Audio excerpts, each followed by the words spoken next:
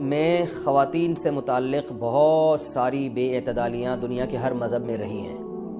یہودی کیا کرتے تھے کہ حالت حیض میں عورت سے بالکل کنارہ کشی اختیار کر لیا کرتے تھے، اس کے قریب بھی نہ جانا، اور کھانا پینا بھی الگ اور جھوٹا بھی الگ۔ تو بعض مذاہب میں کوئی فرق ہی نہیں تھا کہ حالت حیض اور پاکی کی ایام میں۔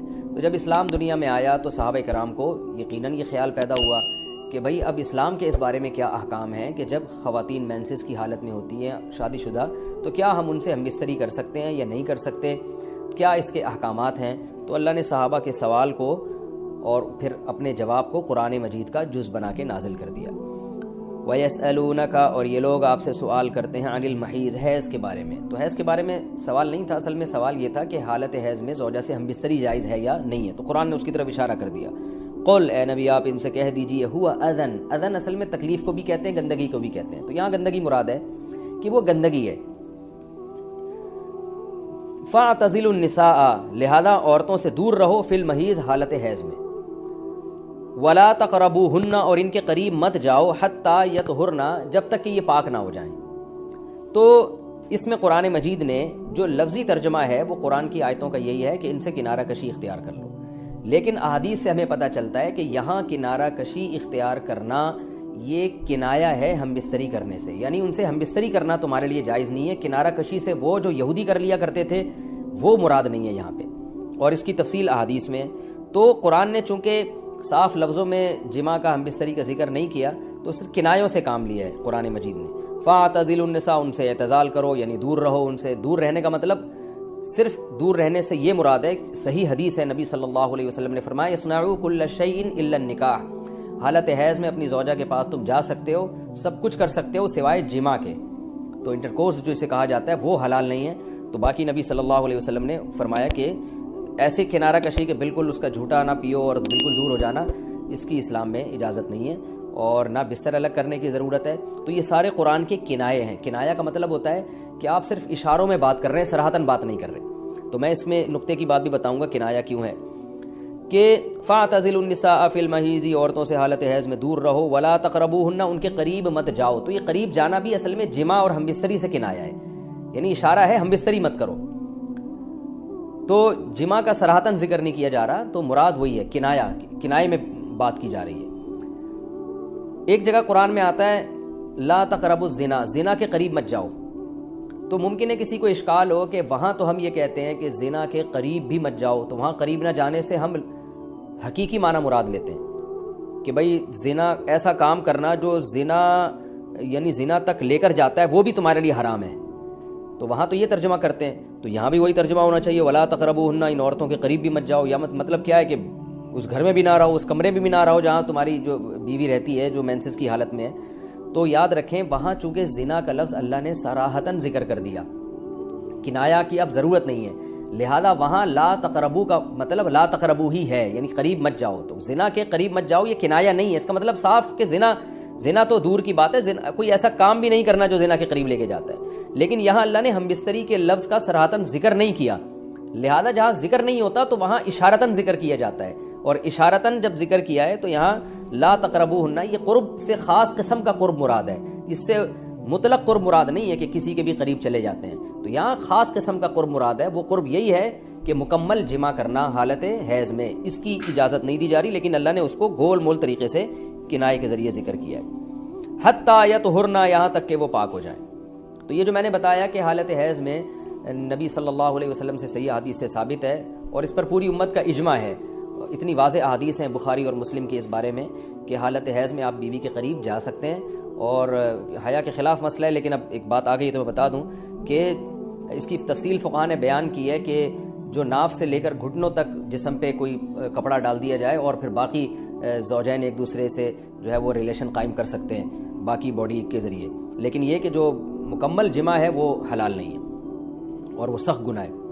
آگے اللہ نے ارشاد فرمایا فَإِذَا تَطَهَّرْنَ، پس جب وہ مکمل پاک ہو جائیں، فَأْتُوهُنَّ، تو پھر تم ان کے پاس آؤ۔ اب یہ بھی دیکھیں ان کے پاس آؤ یہ کنایا ہے جمع سے، یہ نہیں کہ آپ کی زوجہ جو ہے وہ جب حیض سے پاک ہوئی ہے تو آپ اب اس کے پاس جا کے چائے پی سکتے ہیں، وہاں بیٹھ کے کھانا کھا سکتے ہیں، یہ مراد نہیں ہے، یہ سب کنایہ اور اشارتاً قرآن بات کر رہا ہے۔ فَأْتُوهُنَّ، تو ان کے پاس آؤ، یعنی مطلب ان سے تم جمع کر سکتے ہو، جمع کرو ان سے من حیث امرکم اللہ، ایسے جیسے اللہ نے حکم دیا ہے۔ تو اس سے پتہ چلتا ہے کہ جمع کا ایک ناجائز اور حرام طریقہ بھی ہے اور ایک جائز طریقہ بھی ہے۔ تو قرآن بتا رہا ہے کہ جائز طریقے سے تم جمع کر سکتے ہو، ناجائز طریقے سے جمع نہیں کر سکتے۔ وہ جائز اور ناجائز کیا ہے وہ میں انشاءاللہ بتاتا ہوں۔ ان اللہ، بے شک اللہ تعالیٰ، یحب التوابین، توبہ کرنے والوں سے بھی محبت کرتا ہے، ویحب المتطہرین، اور تطہر جو ہے نا، یاد رکھیں، دیکھیں یہاں دو لفظ استعمال ہوئے ہیں۔ ایک استعمال ہوا ہے طہورا یطہرو حتی یطہرنا، اس کا مطلب ہوتا ہے پاک ہو جانا، اور ایک ہوتا ہے تطہرنا، باب تکلف ہے، یعنی تھوڑا تکلف سے پاک ہونا، اہتمام کر کے۔ ایک پاک تو یہ ہے کہ بس چلو بھی پاک ہو گئے، ایک ہے کہ بہت یعنی پاک صاف رہنے کی بڑی کوشش کرنا۔ تو جو صفائی پسند لوگ ہوتے ہیں نا، وہ جب تک صفائی کا خبط ان کے اوپر سوار نہیں ہو جاتا اور تکلف نہیں کرتے، اس وقت تک پاک صاف وہ رہتے نہیں ہیں۔ تو اس لیے اللہ تعالیٰ نے تکلف کے ساتھ طہارت کا حکم دیا۔ تو اسی وجہ سے بہت سے علماء کہتے ہیں کہ اس سے حالت حیض کے بعد غسل کرنا مراد ہے، کہ اگر عورت کے 10 دن سے پہلے حیض آنا ختم ہو جائے تو عورت پر پھر واجب ہو جاتا ہے کہ وہ باقاعدہ غسل کر کے اپنے آپ کو پاک صاف کرے۔ تو یہی مراد ہے اس سے۔ اللہ نے فرمایا فَإِذَا تَطَهَّرْنَا، جب وہ مکمل پاک ہو جائیں، فَأْتُوهُنَّ مِنْ حَيْثُ أَمَرَكُمُ اللَّهُ، تو پھر اس طرح آؤ ان کے پاس جیسے اللہ نے حکم دیا۔ بے شک اللہ تعالیٰ محبت کرتا ہے توابین، توبہ کرنے والوں سے، وَيُحِبُّ الْمُتَطَهِّرِينَ، اور خوب تکلف کے ساتھ پاک صاف رہنے والوں سے۔ تو توبہ اور تطہر کا تذکرہ کیا۔ توبہ روحانی طہارت کو کہتے ہیں، اور جو تطہر ہے وہ جسمانی طہارت کو کہتے ہیں۔ یعنی اسلام یہ چاہتا ہے کہ آپ روحانی طور پہ بھی پاک صاف رہیں اور جسمانی طور پہ بھی۔ روحانی پاکی کیا ہے کہ اگر آپ سے کوئی گناہ ہو جاتا ہے تو رو دھو کے اللہ کو منا کے راضی کر لیں، تاکہ دل جو گندا ہوا ہے وہ بھی صحیح ہو جائے۔ اور جسمانی پاکی یہی ہے کہ جسم پہ کوئی گندگی لگی ہے تو وہ پاک ہو جائے۔ تو اس میں اللہ نے حالت حیض میں عورت کو بھی حکم دیا کہ وہ بھی نہا دھو کے پاک ہو جائے جب حیض سے پاک ہوتی ہے، اور مرد کو بھی حکم دیا کہ حالت حیض میں تم گندگی کی حالت میں جمع مت کرو بیوی کے ساتھ، خون میں لت پت ہو جائے گا انسان، اور یہ گندگی ہے تو اللہ تعالیٰ پاک صاف رہنے والوں کو پسند کرتے ہیں۔ تو جو حالت حیض میں بیوی سے جمع کرتا ہے، اس کا مطلب وہ پاک صاف آدمی نہیں ہے، وہ گندگی کے وقت میں اس کے قریب جا رہا ہے، تو یہ بھی غلط ہے۔ اور اگر خدا نخواستہ کسی سے ایسا ہو گیا ہو تو اللہ نے توبہ کا حکم دیا کہ توبہ کر کے اللہ کو مناؤ، کیونکہ روحانی طور پر جو گندگی ہوئی ہے اس سے بھی تمہیں پاک رہنا ضروری ہے۔ تو اللہ کو اچھے لوگ، پاکیزہ لوگ پسند ہیں۔ تو حالت حیض کی آیتوں کے بعد اللہ نے یہ اس لیے حکم دیا تاکہ اس عمل کے دوران گندگی میں ملوث نہ ہونا پڑے، اور یہ حکمت بھی اللہ نے بیان کر دی کہ حالت حیض میں جمع سے ہم تمہیں اس لیے منع کر رہے ہیں کہ اللہ کو پاک صاف لوگ پسند ہیں، گندگی میں انوالو ہونے والے، ملوث ہونے والے لوگ اللہ کو پسند نہیں ہیں۔ میں پھر علمی نکات کے تحت انشاءاللہ اس کی مزید جو ہے وہ ڈیٹیل بیان کروں گا جب علمی نقطے بیان کروں گا میں آگے۔ اللہ نے ارشاد فرمایا نساؤکم حرث لکم، تمہاری عورتیں تمہارے لیے بمنزلہ کھیت کے ہیں۔ حرث عربی میں کھیت کو کہتے ہیں، تو بمنزلہ کھیت کے ہیں۔ جیسے بیج ڈالا جاتا ہے کھیت میں اور اس سے پیداوار بڑھتی ہے، تو عورت کی جو ایک حیثیت ہے، نیچر نے جو اس کی ایک حیثیت متعین کی ہے، وہ بھی ایک نسل بڑھانے کا ذریعہ ہے، جس میں مرد کا جو اسپم ہے وہ بطور بیج کے ہے اور جو اولاد ہے وہ ایک پیداوار کی طرح ہے۔ تو اللہ نے یہ یاد رکھیں، اس آیت کو نا بہت سارے غیر مسلموں نے عورت کے خلاف بہت نیگیٹیوٹی پھیلائی ہے کہ دیکھو اسلام عورت کی توہین کرتا ہے، اس کو کھیتی سے تعبیر کرتا ہے۔ تو کچھ لفظ کسی اور زبان میں جب وہ جاتے ہیں نا تو وہ توہین کا معنی دیتے ہیں۔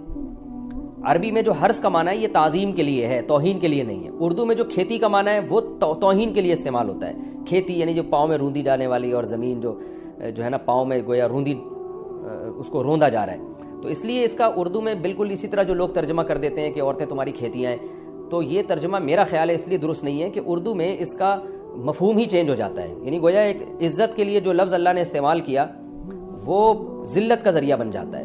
تو اس لیے کسی بھی زبان میں جب ہم کسی بھی لفظ کا ترجمہ کرتے ہیں تو اس زبان کے ہمیں محاوروں کو دیکھنا چاہیے کہ اس زبان میں یہ لفظ کس معنی میں استعمال ہو رہا ہے۔ مثال کے طور پر ہو سکتا ہے کتا کا لفظ کسی زبان میں وفاداری کے لیے استعمال ہوتا ہو، کسی کو لوگ ڈاگ کہتے ہوں تو اس کا مقصد ہوتا ہے وفادار انسان ہے، لیکن ہمارے یہاں اردو میں گالی ہے وہ، اور آپ بولیں کہ بھئی وہ فلاں قوم ڈاگ کہتی ہے تو ہم کتا کہیں گے، تو آپ جب اس کا ترجمہ اردو میں کریں گے تو کتے سے نہیں کر سکتے۔